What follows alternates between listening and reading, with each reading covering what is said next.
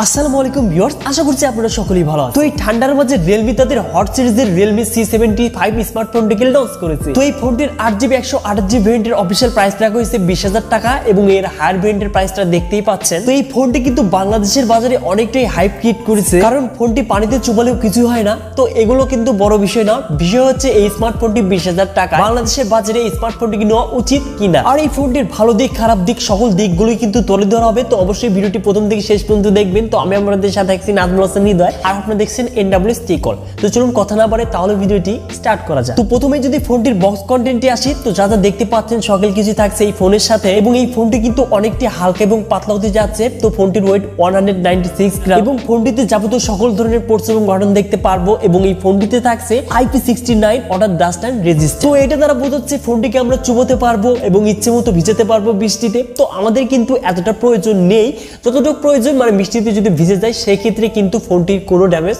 হবে না। তো এবার যদি আসা যায় ফোনটির ডিসপ্লে সেকশনে, তো 6.72 inches IPS LCD display panel থাকছে, যার রেজোলিউশন ফুল HD প্লাস, আর থাকছে 90 hertz refresh rate, 580 nits pick brightness. তো ফোনটির ডিসপ্লে কোয়ালিটি এই বাজেটে মোটামুটি ভালোই বলা যায়, যদিও এখানে 120 হার্জ রিফ্রেশ রেট দিত তাহলে কিন্তু বেটার হতে পারে। তো এবার যদি আসা যায় ফোনটির পারফরম্যান্স সেকশনে, তো অ্যান্ড্রয়েড ভার্সন 14 এর সাথে Realme UI 5.0 থাকছে, যেখানে চিপসেট হিসেবে থাকছে MediaTek Helio G92 Max। তো এই চিপসেটটি কিন্তু একদম নতুন, যেটি কিনা 12 nm আর্কিটেকচারে তৈরি। তো এটি MediaTek Helio G88 এর চাইতে একটু বেটার পারফরমেন্স পেয়ে যাব। তো 20,000 টাকায় এই চিপসেটটি কিন্তু মোটেও ঠিক নয়, যদিও Realme দিয়েছে তাদের দেখে আমরা ব্লুটুথ ইত্যাদি এগুলো থাকে না।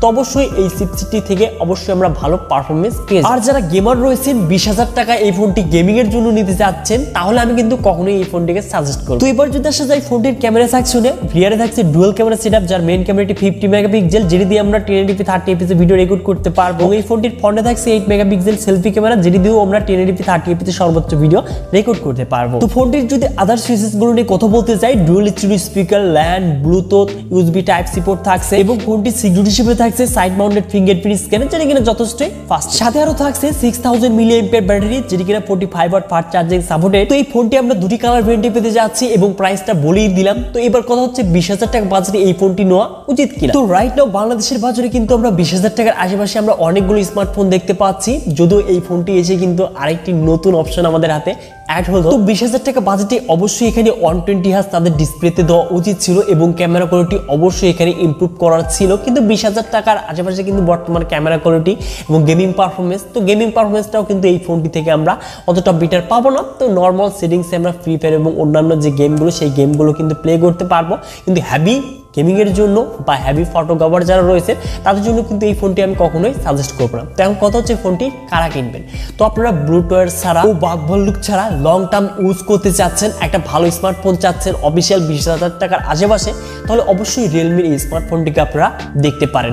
আর হ্যাঁ, একটি কথা না বললেই নয়, তো এই ফোনটি নিয়ে যদি আপনারা বৃষ্টিতে ভিজে যান তাহলে কিন্তু এই ফোনটির কিছুই হবে না, কিন্তু আপনারা পকেটে নিয়ে যদি গোসল করেন সেই ক্ষেত্রে ফোনটি যদি ড্যামেজ হয় সেই ক্ষেত্রে কিন্তু কোম্পানি আপনাকে কখনোই এটি ওয়ারেন্টি ক্লেম করতে দিবেন। তাই ফোনটি যারা পারচেজ করবেন অবশ্যই এই ধরনের এক্সপেরিমেন্ট করবেন না। বর্তমান কিন্তু অনেক ইউটিউবার দেখলাম অনেক রকম এক্সপেরিমেন্ট করছে, তো এগুলো থেকে বিরত থাকবে। তো আশা করছি ভিডিওটি ভালো লাগছে। ভিডিওটি ভালো লাগলে অবশ্যই ভিডিওতে লাইক করে চ্যানেলটিকে সাবস্ক্রাইব করবেন, কমেন্টে অবশ্যই আপনার মূল্যবান মতামতটি জানিয়ে দেবেন। তো দেখা হচ্ছে শীঘ্রই নতুন কোনো ভিডিও নিয়ে।